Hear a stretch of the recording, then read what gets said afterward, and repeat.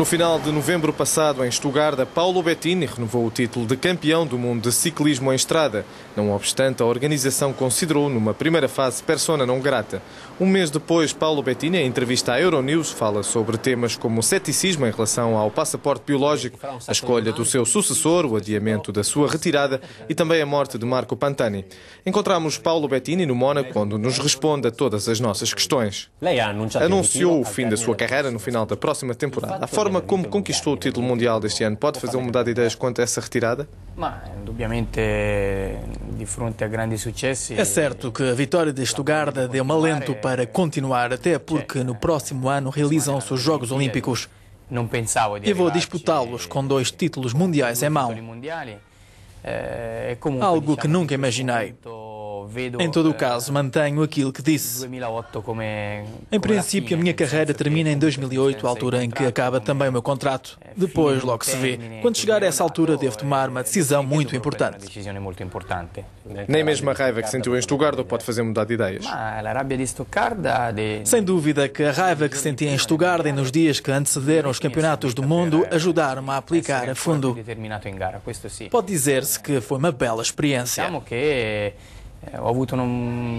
È stata tra virgolette una bella esperienza, nel senso che ho capito. Percebi que pode destruir-se uma carreira a qualquer momento. Per buttare al vento un'intera carriera.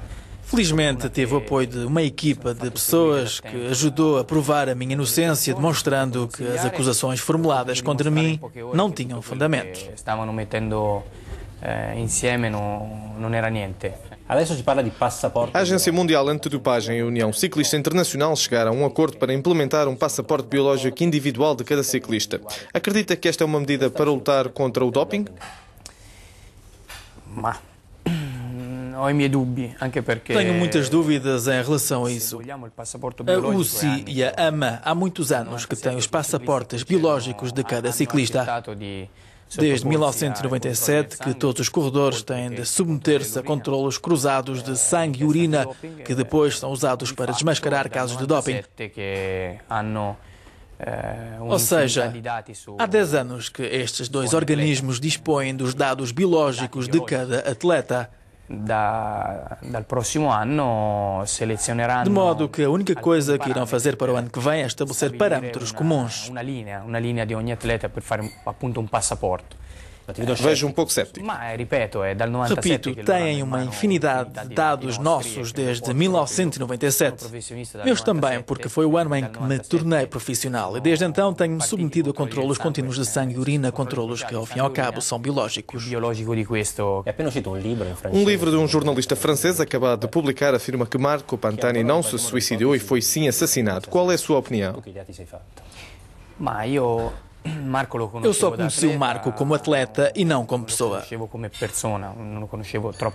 Ou pelo menos não conhecia muito bem. Mas a impressão que tenho desta história é que tudo o que aconteceu não teve nada a ver com o mundo do ciclismo. Não sia proprio tutto legato al mondo del ciclismo. Ouvimos muitas histórias sobre ele, mas esquecemos que nunca acusou positivo num controlo antidoping e que submeteu-se a mais de 1000 provas ao longo de toda a carreira. Sempre esteve livre de suspeitas. Depois começaram os problemas que o afastaram das bicicletas e refugiou-se num mundo que, de início, o fez sentir-se melhor, mas que eventualmente acabou por lhe colocar um fim à vida. Dove inizialmente si sentiva meglio, invece l'ha portato alla sua fine. Imagine por um momento que para salvar a face do ciclismo seria preciso paralisar a modalidade durante 5 ou 6 anos e depois começar tudo de novo, como se nada tivesse acontecido. Acha que teria algum resultado? Não, acho que bastavam apenas alguns meses. De lavoro intenso. Mas isso exigiria muito trabalho. Nos últimos anos foram criadas muitas regras novas, mas na verdade não se renovou o regulamento. E é certo que se deve e pode fazer.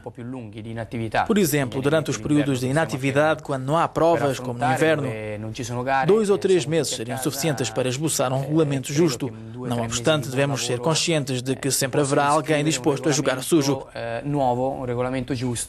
Eu credo que chi ruba ci sarà sempre. Mas isso é outra história. Di tutti i giorni. A da natureza humana. Purtroppo fa parte dell'indole dell'uomo. C'è chi sa fare a meno, ma existirá sempre algum problema. Eu credo que comunque um mínimo de problema ci sarà sempre. Entre vitória e vitória, já teve tempo de identificar no pelotão o ciclista que toda a gente chama o novo Bettini? Ci sono. Claro que já reparei no Giovanni Visconti. Inclusive escolhi-o para ser meu companheiro de equipa.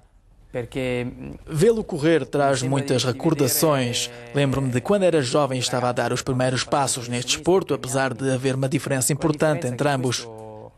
É que o Visconti já começou a ganhar títulos, não podemos esquecer que é o campeão de Itália. Com a idade dele era mais ou menos forte? Como lhe digo, ele aos 24 anos já é campeão de Itália. Eu tive de esperar até aos 26 para conseguir o meu primeiro título significativo. Grazie.